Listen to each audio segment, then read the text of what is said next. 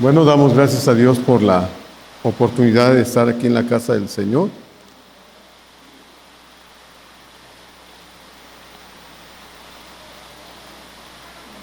Gracias a Dios la lluvia no cayó temprano. Dio tiempo para salir de casa con calma. Pero ya vienen los días de lluvia también.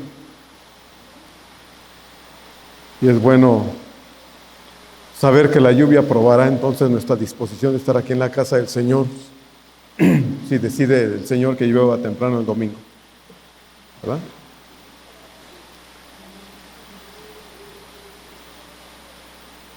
Efesios 3, 11 a 13, por favor. Efesios 3, 11 a 13.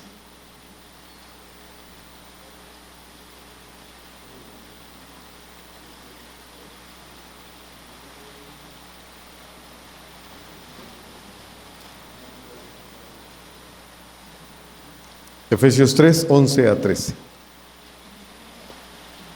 Mientras ubica el texto, vamos a leer los versos 11, 12 y 13 juntos, por favor. Voy a leer desde el verso 1 y le pido me acompañe al llegar al verso 11 y hacerlo fuerte, hermanos. No tenga temor de hablar con fuerza y leer la palabra del Señor también con fuerza. Dice así el texto de la palabra de Dios, Efesios 3, 1 a 13, 11, 12 y 13 lo leemos juntos. Por esta causa yo, Pablo, prisionero de Cristo Jesús, por vosotros los gentiles, si es que habéis oído de la administración de la gracia de Dios que me fue dada para con vosotros, que por revelación me fue declarado el misterio, como antes lo he escrito brevemente, leyendo lo cual podéis entender cuál sea mi conocimiento en el misterio de Cristo, misterio que en otras generaciones no se dio a conocer a los hijos de los hombres, como ahora es revelado a sus santos apóstoles y profetas por el Espíritu, que los gentiles son coherederos y miembros del mismo cuerpo y copartícipes de la promesa en Cristo Jesús por medio del Evangelio,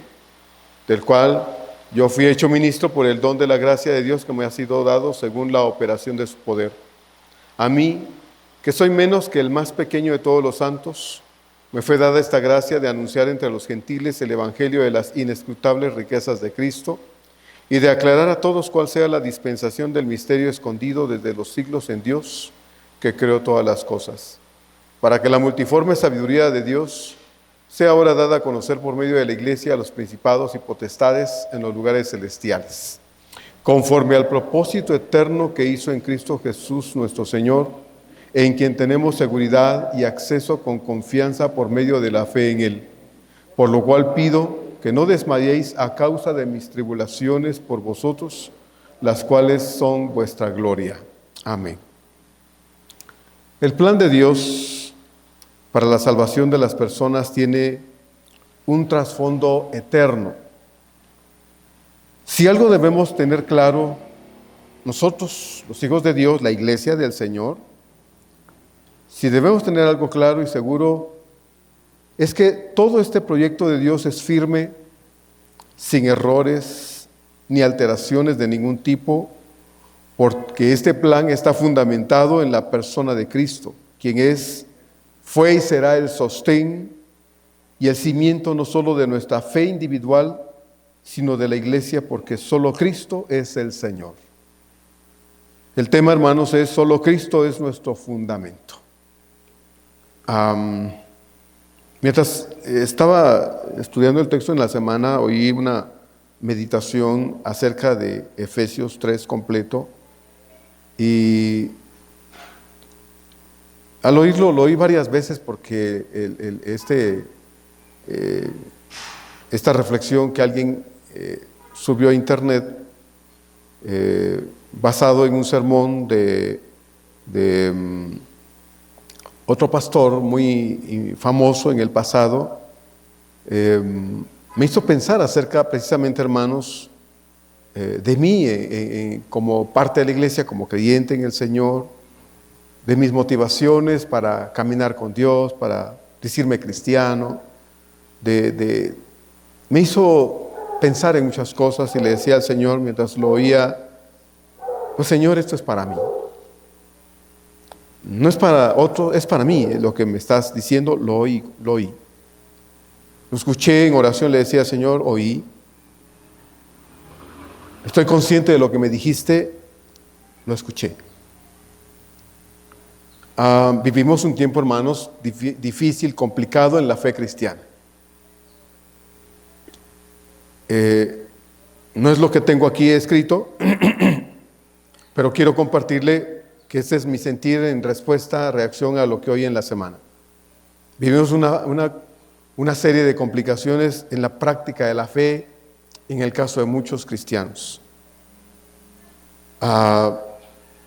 La grandeza de una iglesia, hermanos, no está en la multitud de los asistentes, sino en la calidad de fe de los que vamos a la casa de Dios. Sean 20, sean 40, sean 500, sean 2000. La grandeza de una iglesia no es el número de personas, es la calidad de fe que cada uno de nosotros vivimos cuando nos vamos de aquí. Esa es la grandeza de la iglesia del Señor. Confundimos muchas veces prosperidad material con agrado de Dios. Y no siempre el que prospera es porque está bajo el agrado de Dios.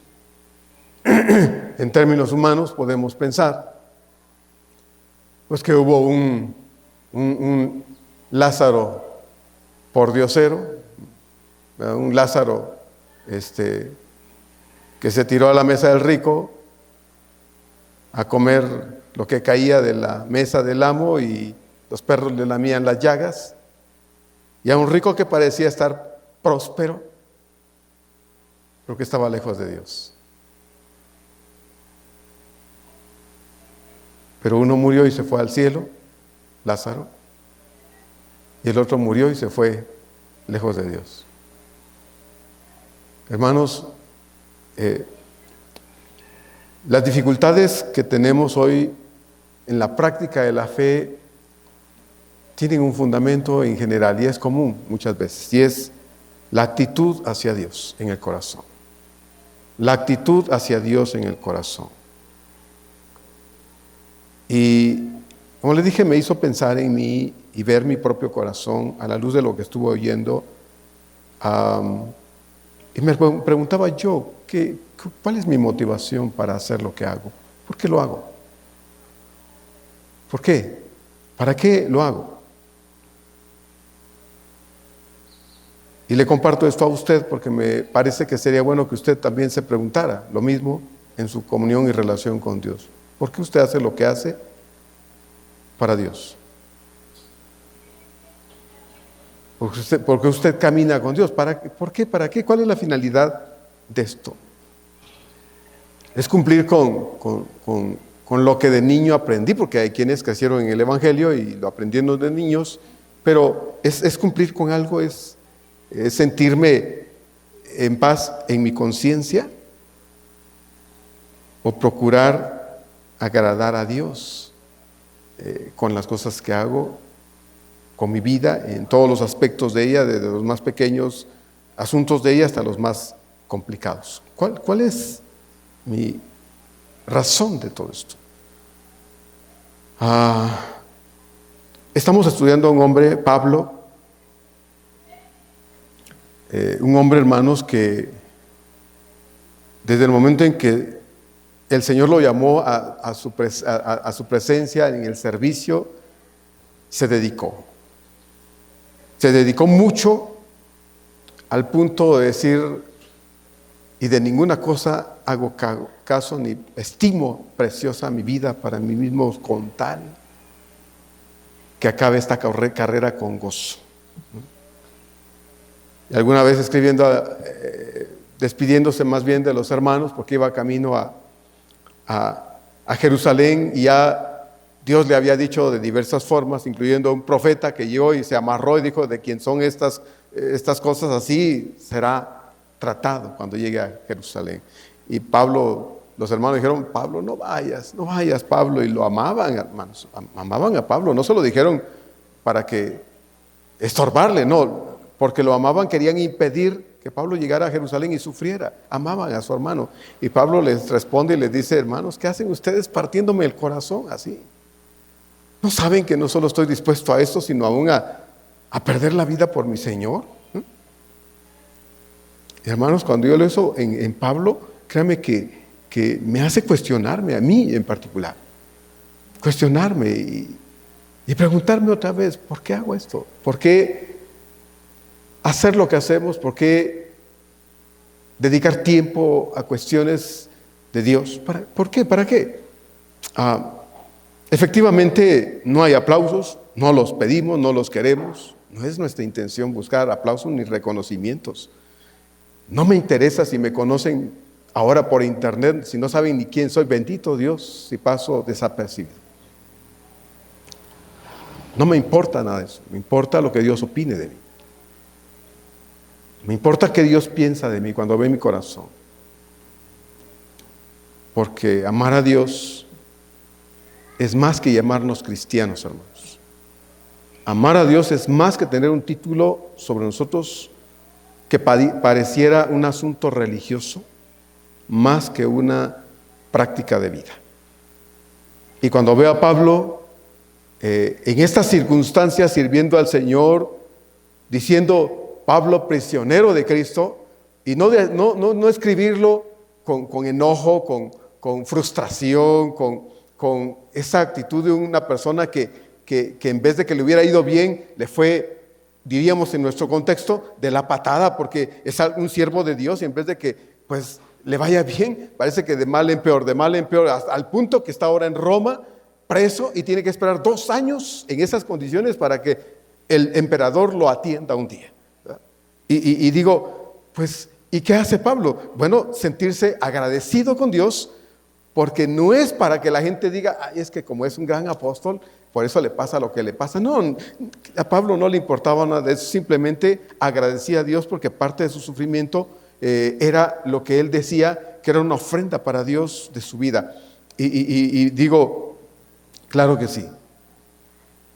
Pablo sirvió al Señor y lo hizo con todo su corazón, buscando agradar a Dios, aunque su servicio, y de verdad servicio,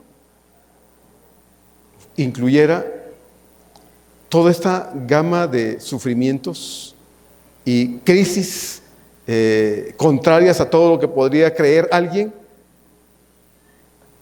que tendría que ser la vida de un siervo de Dios de la talla de Pablo.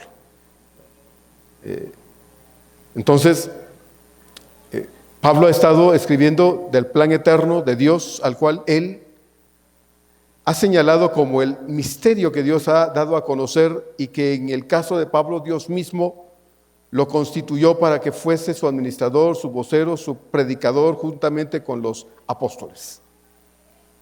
Dios sigue anunciando su maravilloso plan de salvación y lo hace por medio de la iglesia, toda su iglesia en términos generales y en términos locales de las iglesias que constituimos el cuerpo del Señor en todo el mundo, como esta iglesia bautista aquí en la Ciudad de México.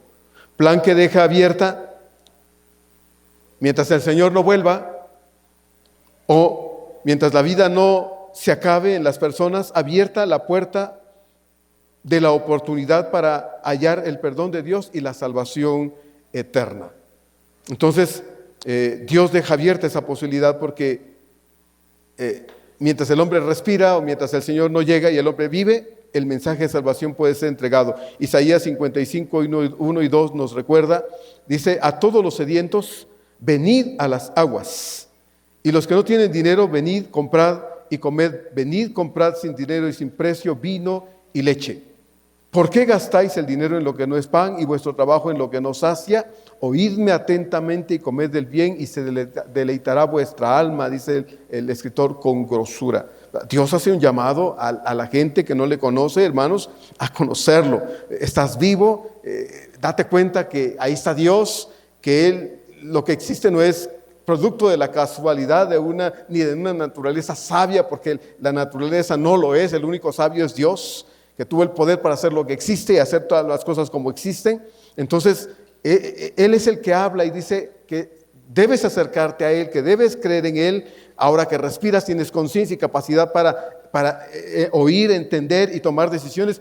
puedes buscar a Dios si así lo quieres. La vida la puedes gastar en muchas cosas, la vida se te puede diluir en muchos asuntos, tratando de encontrar el verdadero sentido para la vida. No lo vas a hallar si no lo hallas en el Señor, porque solo en Dios está el verdadero sentido de la vida. Y la vida no solo para la vida terrenal, sino la vida eterna. Entonces, el Señor hace la invitación: vengan y obtengan sin dinero lo que nadie puede dar fuera de Él. La iglesia tenemos pues el sagrado deber, hermanos, de anunciar el mensaje del Evangelio a otros. No me importa si parezco disco rayado hablando lo mismo, porque es lo que la Biblia habla de una y otra vez.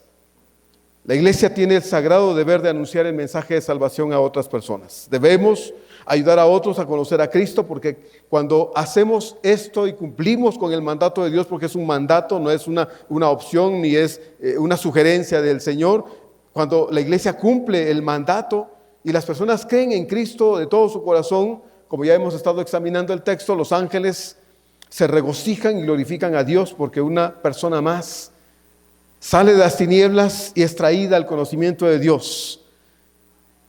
El diablo se revuelca de coraje porque una persona más se le escapó y no regresará a él. Y en el cielo hay fiesta porque una persona más ha conocido la verdad y vivirá de ahí hasta la eternidad en la verdad de Dios. Entonces, hermanos, qué hermoso saber que cuando usted y yo nos esforzamos y compartimos el Evangelio, hablamos a otras personas de Dios y éstas deciden poner su esperanza en el Señor. No es usted, no, es Dios teniendo misericordia, y usted y yo fuimos instrumentos en sus manos para proclamar el Evangelio del Señor. Pero hay fiesta en el cielo cuando una persona se arrepiente. Esforcémonos en hablar del Señor. He dicho que tenemos a nuestro alrededor personas que necesitan oír del Señor, y necesitamos descosernos la boca para poder hablar de Él. Necesitamos descosernos la boca para decirle a otros hermanos que Dios realmente tiene el poder para transformar la vida de cualquiera, porque nosotros deberíamos estar siendo un ejemplo de vida transformada. Entonces, eso es lo que hemos estado examinando hasta ahora. Verso número 11 que ya leímos dice entonces nuevamente: conforme al propósito eterno que hizo en Cristo Jesús nuestro Señor. La palabra conforme en el texto original indica que absolutamente todo lo referente al plan de Dios está sujeto, sucede, se realiza y se cumple perfecta y exactamente como Dios lo trazó desde la eternidad, conforme a. Dios lo planeó, Dios lo trazó, Dios lo ideó, Dios pensó en ello, y todo sucede tal y exactamente como Dios lo ha determinado. Ni un ápice, ni una cosa pequeña en el plan de Dios sale del plan de Dios. Todo se conjunta de tal forma que en el transcurso del tiempo lo que Dios ha planeado se ha cumplido, se está cumpliendo y se seguirá cumpliendo. Nada va a estorbar para que el plan de Dios llegue a su efecto. Ni el plan de salvación, que tiene su base en el sacrificio de Cristo, ni la existencia de la iglesia son accidentes, hermanos. Nada de esto es un accidente. Tampoco es parte de un plan B de Dios. He oído gente que no es que es el plan B. No hay un plan B de Dios. Es el plan eterno de Dios. Es el plan eterno de Dios que no tiene forma, no hay manera, hermano, en que deje de ser como Dios lo planeó. Cuando usted y yo planeamos algo, podemos tomar una hoja y sentarnos a escribir y tomamos el calendario y nos ponemos a analizar las circunstancias, vemos los pros, los contras, todas las cuestiones y podemos pensar, ya está bien planeado esto. Puede ser lo que quiera, pero hay un alto porcentaje de posibilidad de errores. No de error, sino de errores. Al punto de que pudiese ser que aun cuando lo planeó y se tomó el tiempo para que todo pudiese estar bien detallado, no se efectúe tampoco. Así de real es la existencia humana, pero no en Dios. No es así Dios. Entonces no sucede nada por accidente, ni es parte de un plan B de parte de Dios. No, el plan de salvación, tanto como la existencia de la iglesia, son parte del plan de Dios, un plan perfecto de parte de Dios. Dios no dio el plan de salvación en el Edén cuando Adán pecó. Dios no se rascó la cabeza pensando, ya, bueno, ya voy a hacer otra cosa. Voy a corregir eso. No, Dios no tuvo que responder en ese momento planeando algo para tratar de mejorar, arreglar o corregir lo sucedido en el Edén. No, Dios ya lo tenía todo planeado. Dios ya sabía desde la eternidad lo que iba a suceder cuando iba a crear al ser humano. Dios no creó a la iglesia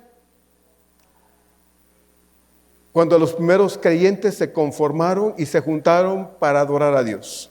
No, la iglesia no surgió en Hechos capítulo 2. La iglesia surgió en el corazón de Dios desde la eternidad. Ahí surgió la iglesia. Dios que tenía todo planeado, Dios que sabe cada aspecto de la historia y conocía todos los sucesos, había ya creado la iglesia y solo tenía que existir en el momento oportuno, y eso es lo que vemos en Hechos capítulo 2.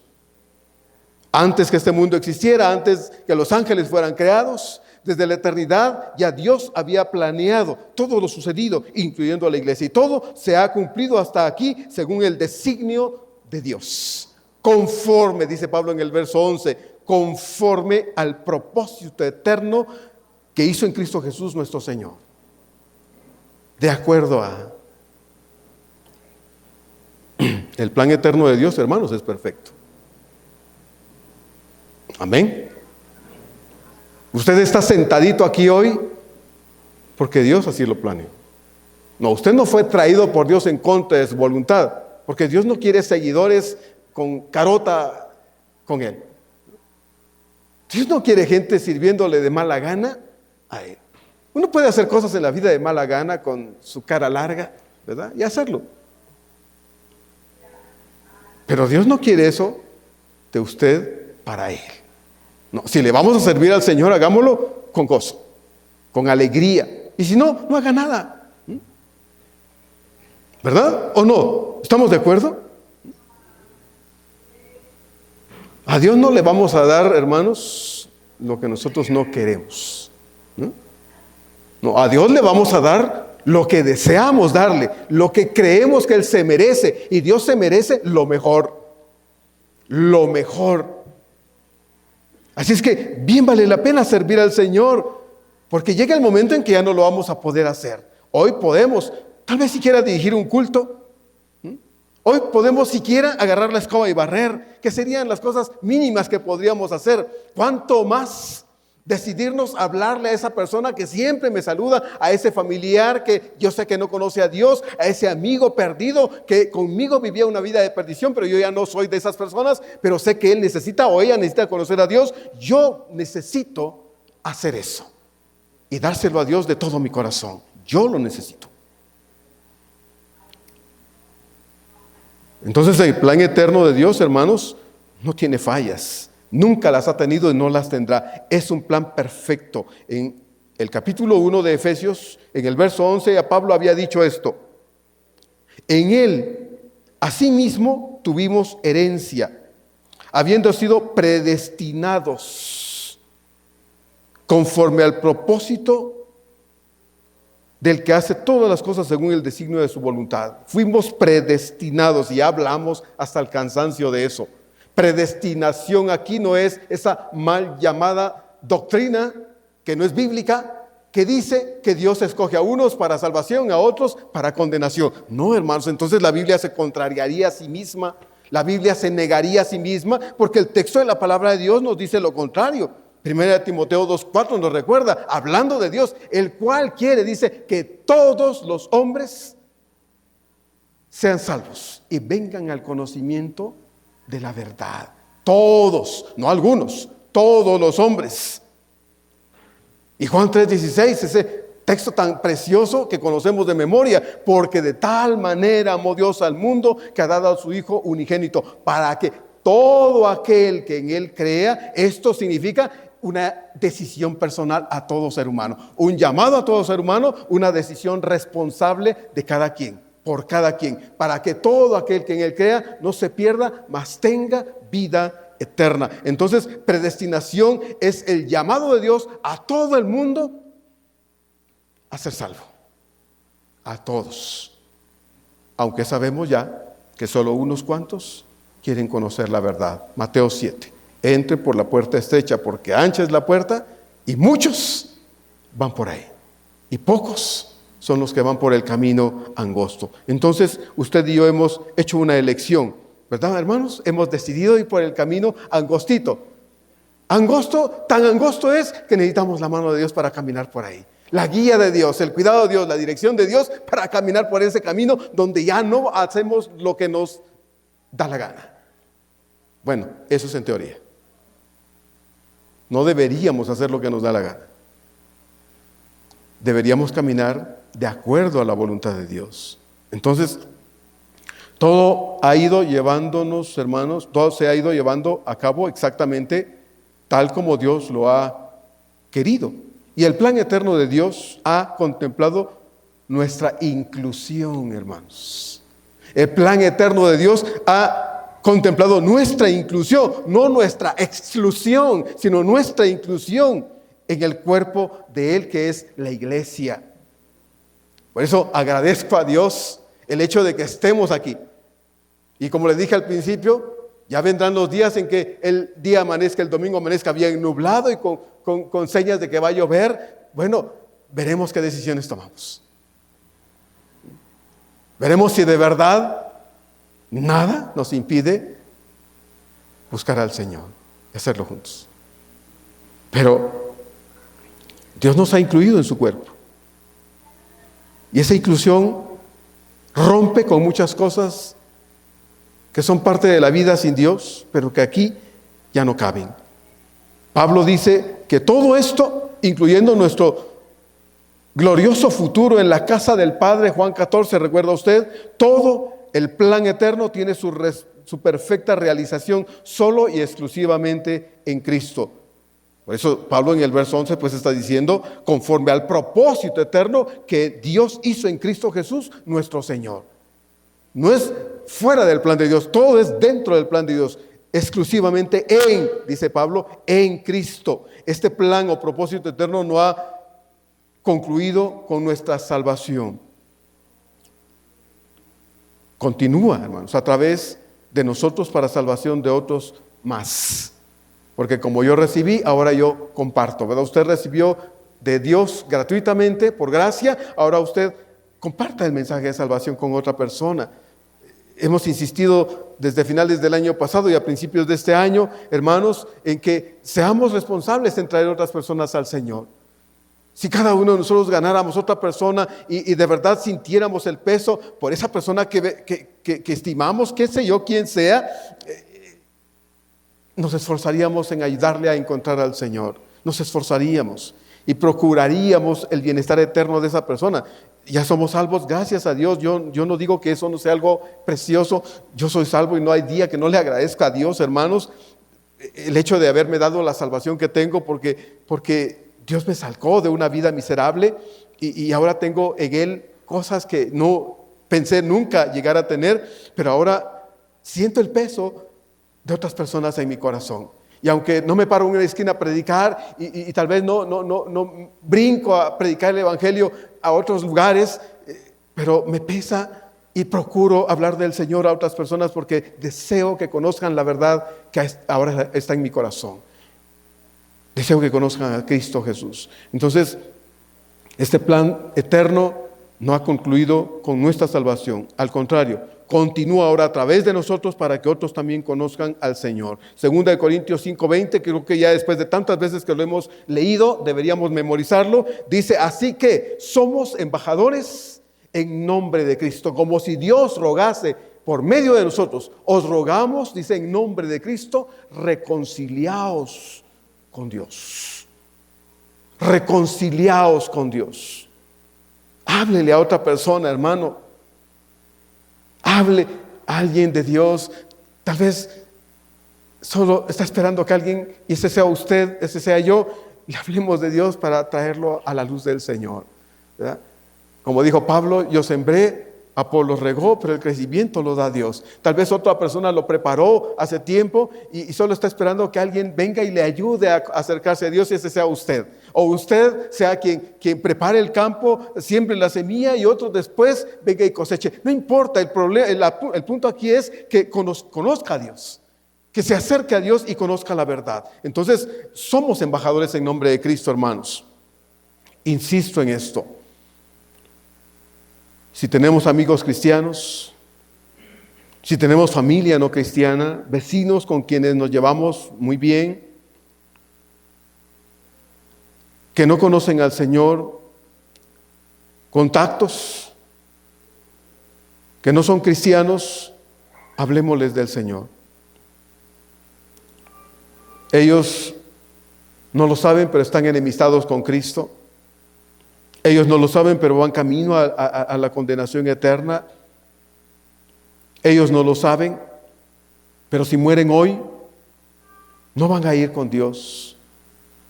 No van a ir con Dios. Y si usted aprecia a esa persona, si ama a esa persona, debe interponerse en el camino de esa persona y advertirle lo que usted ahora conoce y compartirlo con esa persona. Usted y yo somos a quienes Dios ha puesto en el camino de otros para rogarles, como dice 2 Corintios 5:20, rogarles, reconcíliate con Dios.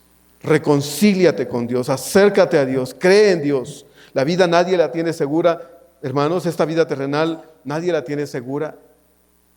Usted y yo, que ya conocemos a Cristo, tenemos seguridad eterna, pero ellos no conocen a Cristo, por lo tanto no tienen esa seguridad, y nosotros somos quienes debemos insistirles ahora que es el momento para el perdón de Dios.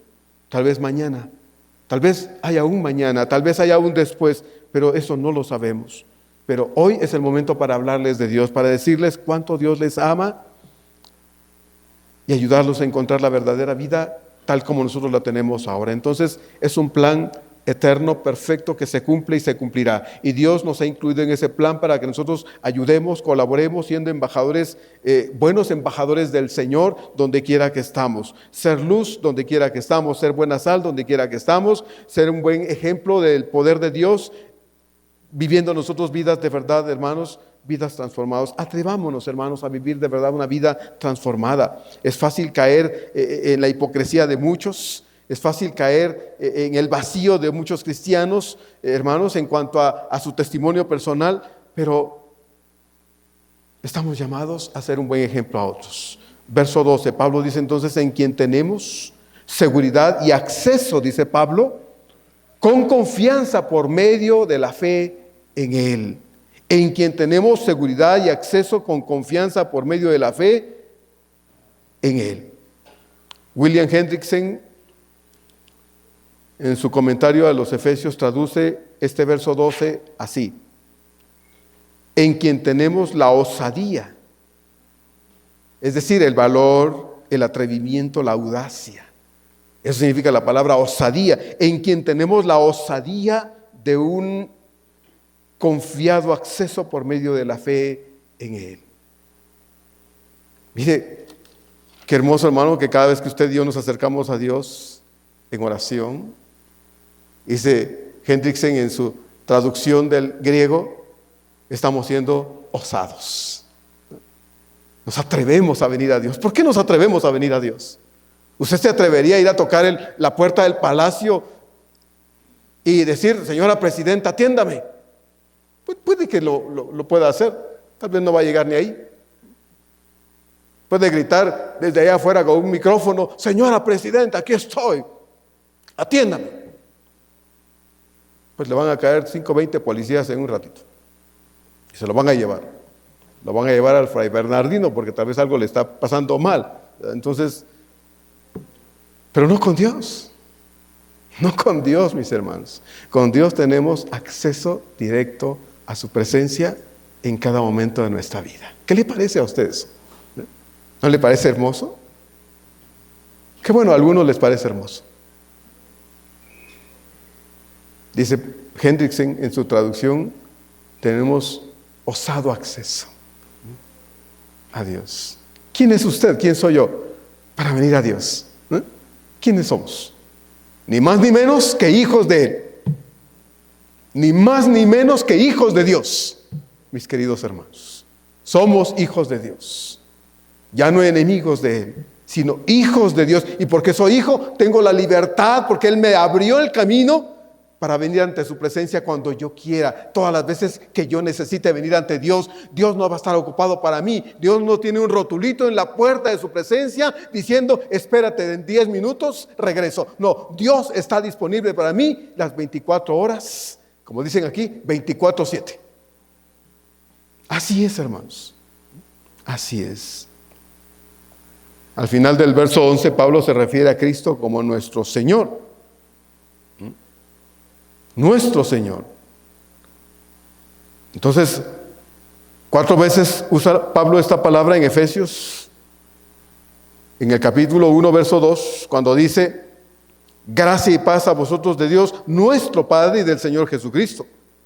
Claro está que Dios no solo es Dios, sino además es nuestro Padre ahora en Cristo, quien es también nuestro Salvador. Como dice Juan 1:12, recuerda usted, mas a todos los que le recibieron, a todos los que creen en su nombre, les dio el derecho de llamarse hijos de Dios.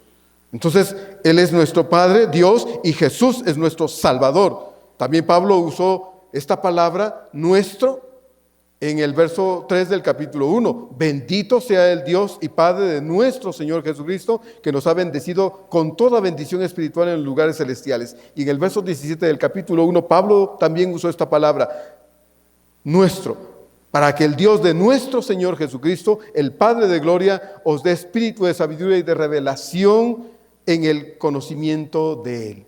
Y en este verso 12, Pablo vuelve a hablar de que Él es nuestro. Nos pertenece, hermanos.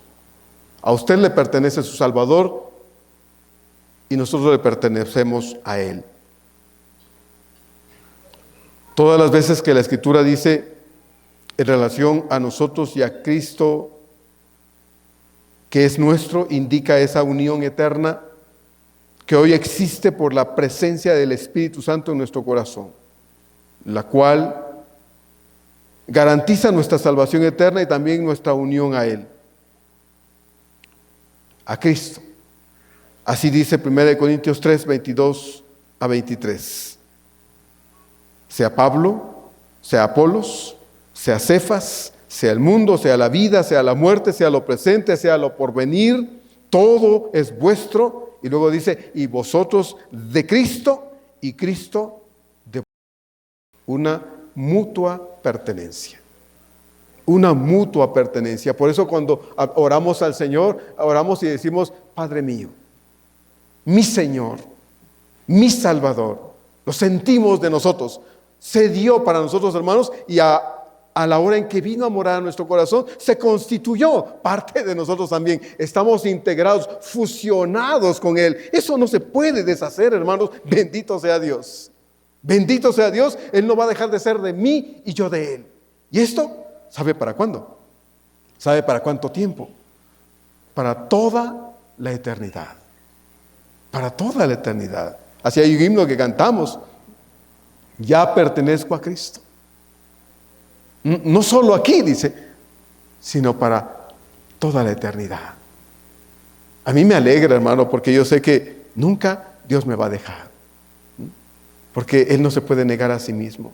Entonces, yo alabo a Dios por eso y bendigo a Dios porque Él es mío y yo soy de Él. Así que por esta unión indisoluble, hermanos, y eterna, indestructible con Cristo, tenemos, dice Pablo en este verso 12, seguridad y acceso con confianza por medio de la fe en Cristo, no por mis méritos, no por quien yo sea o por el estatus social, estatus en este caso que yo pretenda haber ganado en este mundo, pero no existe porque somos solo siervos del Señor. Entonces, por todo esto, yo tengo acceso a Él, en Él. Me gusta lo que dice Hebreos 4:14-16. Quiero leerle lo que dice Hebreos 4:14 a 16. Dice así: por tanto, teniendo un gran sumo sacerdote que traspasó los cielos, Jesús el Hijo de Dios, retengamos nuestra profesión. Está hablando de nuestra fe cristiana. Porque no tenemos un sacerdote que no pueda compadecerse de nuestras debilidades, dice el autor, sino uno que fue tentado en todo según nuestra semejanza, pero sin pecado. Dice entonces: acerquémonos, pues, confiadamente al trono de la gracia para hallar gracia, hallar misericordia y hallar gracia para el oportuno socorro. Acerquémonos, pues. Tenemos un sacerdote que sí se puede compadecer de nosotros porque entiende nuestra humanidad, hermanos, porque Él mismo fue de carne y hueso y pasó por las circunstancias por las que nosotros también pasamos, aunque Él no pecó, y por eso, entendiéndonos, el autor dice entonces: acerquémonos, pues, porque Él sabe cuando tenemos presiones, cuando tenemos angustias, cuando estamos hartos de situaciones, cuando estamos fastidiados de cosas. Acerquémonos a Dios. Traigamos nuestro hartazgo, traigamos nuestro fastidio, traigamos nuestros dolores, traigamos nuestras quejas, traigamos todo lo que nos pasa a los pies de nuestro bendito Salvador. Eso es lo que el Señor nos está enseñando acá. Acerquémonos, pues. ¿A quién acude usted? ¿A quién acudo yo cuando tenemos crisis en la vida, hermanos? ¿A qué nos acercamos? Antes algunos se acercaban a la botella, otros se acercaban a otras cosas, a otras personas. Se metían con multitud de personas o entre montones de personas para ver si eso ayudaba un poquito. Podría ser, pero estando solo otra vez, la misma miserable situación de siempre. Pero venimos al Señor y todo ha cambiado. ¿No, hermanos? Todo ha cambiado, bendito sea Dios. Acerquémonos, dice entonces: acércate. Porque tenemos seguridad en Cristo para ello. Acceso con confianza por medio de Él a la presencia del Padre Celestial. Cristo es quien ha hecho posible este acceso a la presencia del Padre, hermanos. Yo no me lo gané, usted no se lo ha ganado. No nos portamos tan bien como para que Dios diga: te mereces venir ante mí. No, hermanos, para nada. Al contrario, nos portamos pésimo, como para que Dios diga: ¿sabes qué? Yo no le voy a dar premio al que se porta mal, ¿verdad? No le voy a dar atención al que ni siquiera me ama como yo me lo merezco. No, Dios no hace eso, hermanos. Dios no lo hace. Obviamente, debemos tener mucho cuidado porque lo que sembramos, cosechamos. ¿Sí? Lo que sembramos, lo cosechamos. Y como dije hace rato, que a mí me vaya bien en la vida no significa que Dios esté de acuerdo con lo que hay adentro de mi corazón. Mucho cuidado, mucho cuidado. Entonces, tenemos acceso al Padre, nuestro Padre, para llevarle nuestros ruegos, nuestras súplicas, nuestro llanto y todo lo que pudiera en estos días complicados, hermanos, en esta vida tan difícil que nos toca vivir, llevarlo todo a Él. 3 palabras son muy importantes en este verso 12. Y estas son clave para entender mejor lo que cada uno de nosotros tenemos en Cristo delante del Padre Celestial. La primera palabra es seguridad. Esta palabra da la idea de tranquilidad sin miedo. De ir, de llegar, de venir a la presencia de Dios, en nuestro caso, como sus hijos, y de hacerse con total tranquilidad, con absoluta seguridad, porque por la relación que ahora tenemos con Dios, existe con Él también la tranquilidad para acudir a Él cuantas veces lo necesitemos. Las 24 horas, si necesitamos estar en su presencia, tenemos la seguridad de poderlo hacer porque Él nos lo permite. La segunda palabra en el verso 12, importante, es la palabra acceso. Y esta significa libertad de entrar, derecho de entrar. Esta entrada sin obstáculos ni impedimentos no debe, o se debe más bien a algo no de nosotros, porque el derecho no nace en nosotros, sino en Cristo Jesús. El derecho de entrar a Cristo, de tener acceso al Padre, no nace de nosotros, nos lo ha dado el Señor. En Cristo Jesús. y por medio de quien usted y yo podemos venir todo el tiempo, todas las veces que lo necesitemos, que lo queramos, a la presencia de Dios. Y esto, hermanos, es un gran privilegio, un privilegio inmerecido que no podemos describir, pero que Dios nos lo da para su aprovechamiento, nuestro aprovechamiento, y esa es decisión nuestra, ¿verdad? Es decisión nuestra. ¿A quién acudimos cuando tenemos problemas, hermanos? Deberíamos de acudir de manera instantánea al Señor, porque tenemos seguridad y tenemos acceso a Él. Y la tercera palabra importante en este verso 12 es la palabra confianza. Y esta da la idea de abandono absoluto en Él. Abandono absoluto en Él. La acción es la de descansar por completo en la misericordia y el amor de nuestro Padre Celestial. Saber, entender y experimentar a nuestro bien, para nuestro bien, a este Padre Celestial cada día, para obligarnos, para empujarnos a descansar en su presencia poderosa y amorosa, porque Él es nuestro Padre Celestial. Por eso Pablo dice, en Cristo. No en nuestras habilidades, no en nuestras capacidades, sino en Cristo, porque es en Cristo que tenemos todo esto, hermanos. Seguridad, acceso con confianza a la presencia de Dios todas las veces que lo necesitemos. De Dios no tenemos restricciones, impedimentos o prohibiciones. No la tenemos. Al contrario. Su palabra dice que tenemos un camino abierto a la presencia de Él todas las veces. Dios no nos impide venir a su presencia. Si tenemos impedimentos para venir a la presencia de Dios, no es de parte de Dios, es de parte de usted y de parte mía.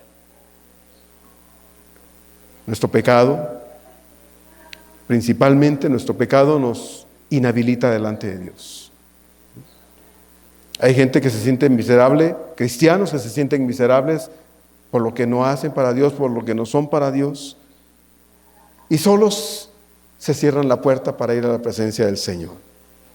Isaías 59:2 con tal razón dice y nos recuerda, pero vuestras, dice el Señor, iniquidades han hecho división entre vosotros y vuestro Dios, y vuestros pecados han hecho ocultar de vosotros su rostro para no oír. O sea, cuando yo siento que oro y parece que la losa es tan gruesa que mi oración rebotó y me cayó pesado a mí mismo, no es porque Dios, hermanos, no quiera oír, es porque algo lo está impidiendo. Y el autor aquí, Isaías, dice, es nuestro pecado. Son nuestras malas actitudes, son cosas que no hemos arreglado, que no queremos arreglar a veces con Dios. Cuestiones que hacemos, que sabemos que están mal y las volvemos a hacer, y eso hace que el cielo se cierre para no escuchar. ¿Queremos que nuestro acceso al trono de Dios no tenga estorbos? Bueno, pues no los pongamos nosotros, hermanos. No los pongamos nosotros. Hay quienes dicen, Dios a mí no me oye. Dios a mí no me oye. Yo pregunto, ¿por qué será? ¿Por qué será que siente que Dios a ella o él no lo oye? ¿Por qué será? Porque Dios no miente, hermanos, y aquí dice que tenemos seguridad y acceso con confianza a la presencia del Padre, verso 12. Y si nosotros sentimos que Dios no nos escucha, el impedimento no está en Dios, sino en mí o en usted, con toda seguridad. Muchos cristianos solemos apapachar cosas que no están bien en el corazón. Y sabemos que no están bien y las seguimos guardando como si esa basura fuese de verdad algo valioso. Como si de verdad fuese valiosa esa cosa apestosa que guardamos en el corazón. Y puede ser cualquier asunto, hermanos, que ponga una losa entre Dios y yo. Cualquier asunto.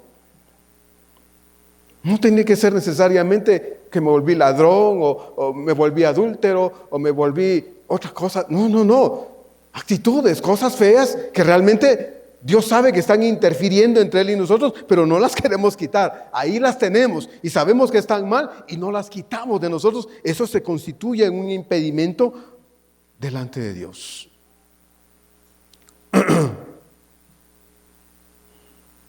Como padres cometemos el error, quienes tenemos hijos, muchas veces de solapar cosas en los hijos.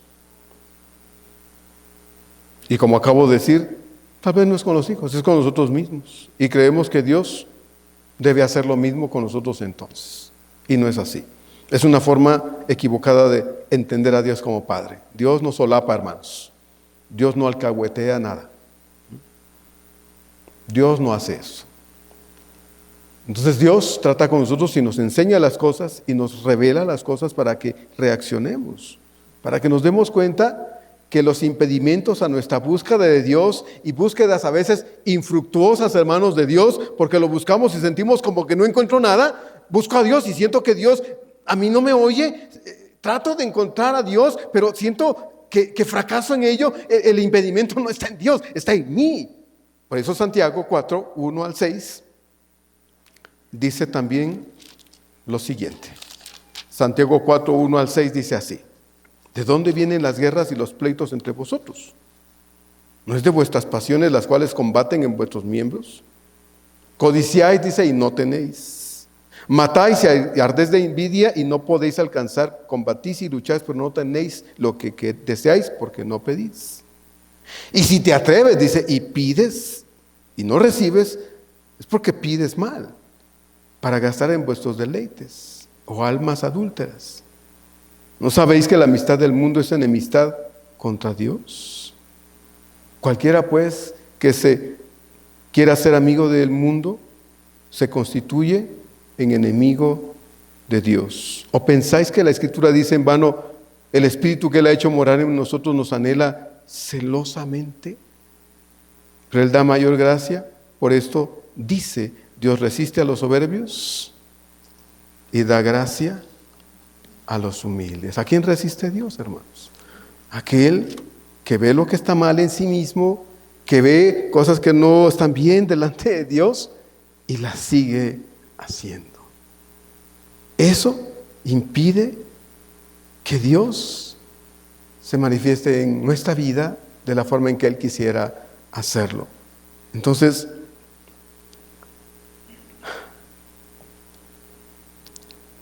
procuremos, hermanos, procuremos con todo nuestro corazón mantener sin estorbo nuestro acceso a la gracia de Dios. Así sea, que así sea depende solo de nosotros. Porque el texto de la Escritura dice que tenemos seguridad, acceso y confianza por medio de Él a la presencia del Padre Celestial. Pablo dice entonces, verso 13, por lo cual pido que no desmayéis acerca de mis tribulaciones por vosotros, las cuales son vuestra gloria. Una característica esencial en la vida del cristiano verdadero es el gozo. Gozo que es fruto del Espíritu cada día. Primera de Tesalonicenses 5:16 nos dice precisamente esto: estad siempre gozosos. Estad siempre gozosos. Estad siempre gozosos. A veces cuesta, hermanos. Yo no estoy diciendo algo que es fácil, no. A veces esa frustración, ese desencanto, a veces ese fracaso, esa enfermedad, esa carencia, lo que sea, estorba para que sintamos gozo de verdad. Pero el mandato de Dios en su palabra es: estén siempre gozosos. Y estar siempre gozosos, hermanos, no es andarnos carcajeando como locos por todos lados. Eso no es estar gozosos. Eso es locura. Esa es felicidad emocional, externa y pasajera, temporal. El gozo cristiano tiene su fundamento en la fe, en la confianza absoluta de la soberanía y la certeza de la presencia todopoderosa de nuestro Dios con nosotros. Ese es el gozo verdadero. Porque cuando el creyente está consciente de esto en su vida, aunque le estén tronando los huesos de dolor, aunque le acaben de decir que ya no tiene trabajo, aunque vaya al médico y le diga que la enfermedad que tiene es incurable y con eso va a tener que vivir el resto de su vida, aunque las cosas no salgan como las planea o como las quisiera, ese creyente va a estar confiado en Dios. Y esa confianza en Dios, en la soberanía y la certeza de la presencia del Todopoderoso con Él, le va a traer calma a la vida. Le va a traer tranquilidad a su corazón y lo va a hacer sentir que a pesar de todas esas cosas, puede tener paz. Paz en medio de las circunstancias de la vida. Si tomamos en cuenta, hermanos, que como ya dijo el verso anterior, tenemos seguridad, acceso y confianza a la presencia del Padre, entonces también tenemos a nuestro alcance el recurso infalible de la oración cada día. Y el Señor también nos ordena con soberana razón en 1 Tesalonicenses 5:17, orad sin cesar. Orad sin cesar. Orad sin cesar. ¿Qué hacemos, hermanos, cuando tenemos problemas, ¿no? ¿Qué hacemos cuando tenemos situaciones que se han salido de control? Pues podemos llorar y eso es natural, ¿verdad? Son reacciones de nuestra vida humana, hermanos, ante situaciones que muchas veces nos llevan a ese punto y lloramos y tal vez nos enojemos y tal vez reaccionemos de otra forma, pero tratemos de regresar al Señor, arrodillémonos y digámosle al Señor lo que nos está pasando. Así dice un himno que cantamos, cuéntale todo. ¿Qué dice? En oración, cuéntaselo todo en oración. Te sientes débil, cargado, te sientes frustrado, te sientes enojado, amargado tal vez porque es humano. Ven y cuéntaselo a Dios, ¿cómo? En oración. Díselo a Dios en oración. Ahí en Lucas 18, me gusta mucho ese texto de la palabra de Dios. Ahí en Lucas 18 dice así el Señor en los versos del 1 al 8. Quiero leer este texto de la Escritura, no lo quiero pasar por alto. Dice: también le refirió, dice Jesús, una parábola sobre la necesidad de orar siempre y no desmayar, diciendo: había en una ciudad un juez que ni temía a Dios ni respetaba a hombre. Había también en aquella ciudad una viuda, la cual venía a él diciendo: hazme justicia de mi adversario. Y él no quiso por algún tiempo. Pero después de esto dijo dentro de sí: aunque ni temo a Dios ni tengo respeto a hombre, sin embargo, porque esta viuda me es molesta, le haré justicia. No sea que viniendo de continuo me fastidie, me agote, me harte, me agote la paciencia. Y dijo el Señor: oíd lo que dijo este juez injusto. Miren cómo reacciona este hombre malvado. Y entonces dice: ¿acaso? Pregunta el Señor: ¿y acaso Dios no hará justicia a sus escogidos que claman a Él? ¿Cuándo? ¿De noche y de día? ¿O de día y de noche? ¿Se tardará en responder? Y él mismo dice: os digo que pronto les hará justicia. Pero cuando venga el Hijo del Hombre, ¿hallará fe? Hermano, Dios nos enseña en su palabra a insistir en oración. ¿Cuántas veces ora usted? Oró una vez y quiere que Dios mueva el cielo para usted. Y le manda, como diríamos los que venimos de tiempo atrás, le mandamos un cablegrama al Señor, un telegrama. ¿Se acuerda que era un telegrama? Algunos ya no saben de estas cosas. Un telegrama era, iba usted ahí a un lugar donde se ponían cartitas, entonces quiero enviar un telegrama. Bueno, le decía el texto, iban 2, 3 palabritas. Eso llegaba de inmediato donde usted lo quería enviar. Era más rápido que mandar una cartita, ¿no? Antes no existía el internet, entonces ahora usted pone un mensajito y ya le llegó. Más lo manda y ya sonó en el otro celular. Tiene un mensaje, tiene algo ahí.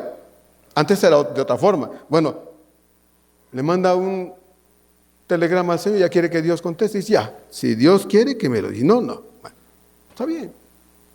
Si así quiere usted tratar con Dios, pues eso va a tener. Dice el Señor: tienen que ser insistentes en la oración. Puede ser que Dios diga que sí, puede ser que diga espérate, o puede ser que diga a Dios no. Eso usted no lo sabe.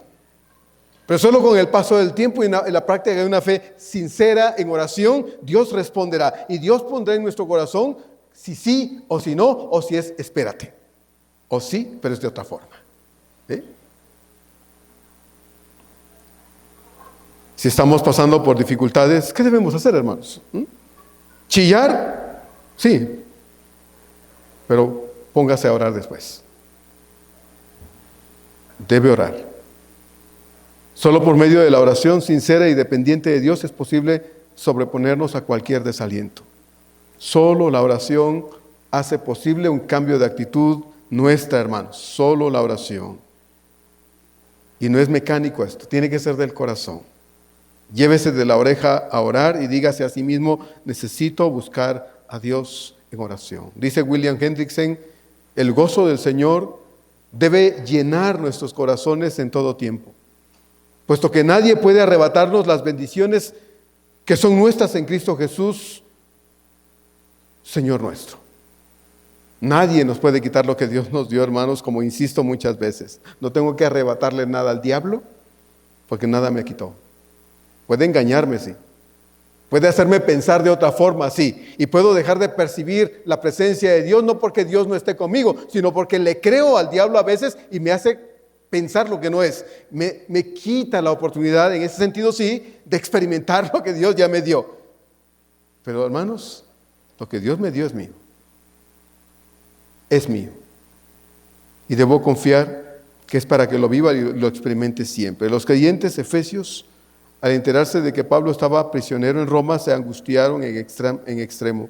Pareciera ser que lo normal sería que fuese Pablo el afligido, ¿verdad? Estando en la situación que estaba en Roma, pero no, era al revés. Él estaba tranquilo ahí en Roma, feliz, ahí encadenado a un soldado día tras día, mientras el emperador no se le antojaba atender su caso.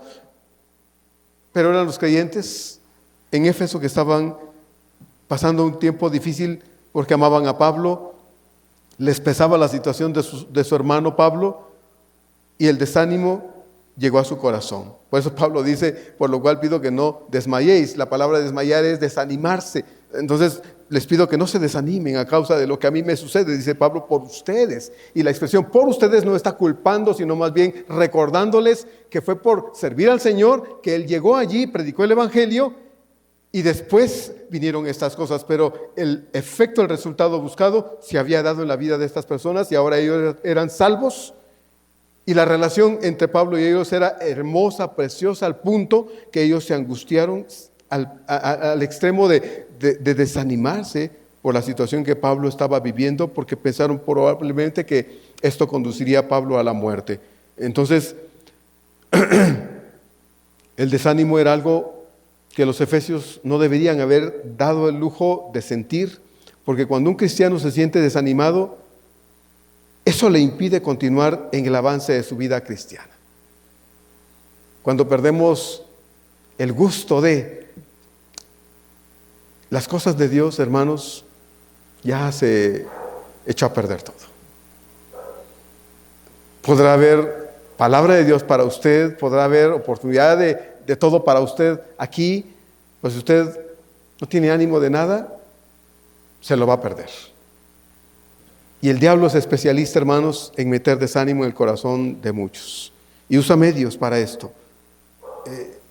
Excusas para esto, porque no son razones, son excusas para el desánimo. El desánimo viene como consecuencia de diversas situaciones negativas en la vida de los creyentes. En el caso de los efesios, su desánimo era el resultado de su preocupación por Pablo, la crisis que Pablo vivía, la situación judicial de Pablo en Roma, ahí estando prisionero. Esa era la causa del desánimo de los creyentes efesios. Pablo exhorta a los efesios a no ver su encarcelamiento como motivo para sentirse así, sino para agradecer. Porque si él estaba agradecido con Dios y no se quejaba, pues ellos menos, porque no eran ellos los que estaban presos. Aunque el amor era honesto y era sincero, debían tener la capacidad para estar contentos con Pablo, porque sabían que Pablo era un servidor del Señor y que aún, así como Pablo, ellos debían haber estado dispuestos a sufrir por causa de su Señor. Entonces, hermanos, servir al Señor cuando es necesario, cuando es posible, hagámoslo. Aunque el servicio a Dios muchas veces traiga como respuesta experiencias que no nos gustan, ¿verdad? Aunque traiga como respuesta experiencias que no nos gustan. Así que si por servir a Cristo Pablo tenía que sufrir, no importaba. Y los efesios debían reconocer también con gratitud que Dios se hubiera fijado en ellos, no se hubiera fijado en ellos para salvación, a no ser por el sacrificio del servicio de Pablo predicándoles el Evangelio. Así es que debía haber, como en Pablo, gratitud en el corazón de ellos, porque la vida de Pablo estaba en las manos de su Dios, tanto como la de ellos estaba en las manos de ese mismo Dios. Hermanos, más allá de desanimarnos por las crisis de la vida, debemos adoptar una actitud de confianza en Dios. En tiempos difíciles como los que vivimos, atrevámonos a confiar en el cuidado y la presencia infalibles de Dios en todo tiempo. El servicio, la entrega, la consagración, la santificación y todas esas experiencias de la vida cristiana deben ser en sí mismas motivo suficiente de gozo para nosotros, aun cuando incluso resultado de todo esto en nuestra vida sea muchas veces que suframos. Pero vamos a estar hablando de esto más adelante también, no vamos a agotar este asunto ahora porque vamos a seguir hablando de esto. Pero hermanos, acostumbrémonos a no ser tan quejosos, acostumbrémonos a no estar alzando la voz ni el puño, reclamándole a Dios por lo que no es, por lo que no sucede según quisiéramos, sino acostumbrémonos, aprendamos a ser agradecidos con Dios, porque la vida nuestra está en las manos de Él. Y nada va a pasar que no sea parte de su plan eterno para nosotros, como ya lo hemos estado estudiando acá. Así es que, así como Pablo alababa a Dios por haberlo tenido por digno de padecer por su causa, sintamos nosotros agradecidos a Dios y el resultado de buscar a Dios de todo corazón con una mejor actitud no es lo que quisiéramos, pero nuestra vida está en las manos de Dios. Ojalá lo entendamos y estemos más dispuestos a gozarnos en ello que a quejarnos por eso. Ojalá. Que Dios nos bendiga. Vamos a terminar con una oración. Señor eterno, en esta tarde te damos muchas gracias por el tiempo que nos diste para la exposición de tu palabra. Muchas gracias, Dios. Sé que oímos y yo deseo, Señor, que no sea con nuestros oídos físicos, sino con nuestro corazón, que podamos entender las cosas, oírlas y entenderlas y las podamos tomar para cada uno de manera personal.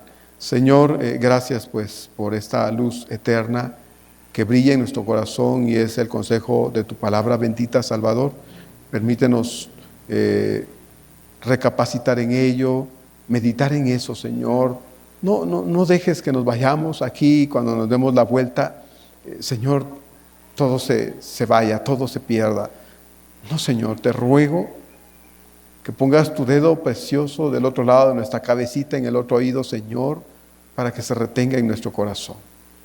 Y nos ayude, Señor, a pensar en nosotros a la luz de lo que tu palabra nos ha dicho ahora y podamos preguntarnos, ¿por qué hacemos todo esto? ¿Para qué hacemos todo esto? ¿Por qué dejamos otras cosas, Señor, de lado para venir acá? Como dijo alguien en la semana, Señor, y lo pensé para mí, ¿cómo es mi agenda? ¿Cómo está mi orden de prioridades? Porque si en mi agenda personal de vida, en mi orden de asuntos importantes, Señor, tú no eres lo más importante, tengo un problema. Tengo un problema, Señor, y eso es lo que deseo, Padre, que mis hermanos también puedan preguntarse para sí mismos. Ojalá que si no es como debería ser, nos detengamos como aquellos leprosos allá en Segundo de Reyes, Señor, que estaban muriendo de hambre y fueron al campamento de los asirios y no había nada, y al ver que todo estaba vacío empezaron a comer y a vestirse y a ponerse joyas, y se vieron a sí mismos y se dijeron: no estamos haciendo bien, no estamos haciendo bien. Señor, si tenemos que detenernos y darnos cuenta que no estamos haciendo bien, encontremos en ti, Señor, cómo corregir todo esto. Aún estamos a tiempo, Señor, y poder hacer lo correcto entonces. Ojalá que lo podamos hacer también nosotros, Señor, porque es urgente, es muy urgente en mi vida personalmente, es muy urgente. Ojalá también lo sea en la de algunos o de muchos o de todos. Ojalá. Te lo ruego en el nombre de Cristo Jesús. Amén.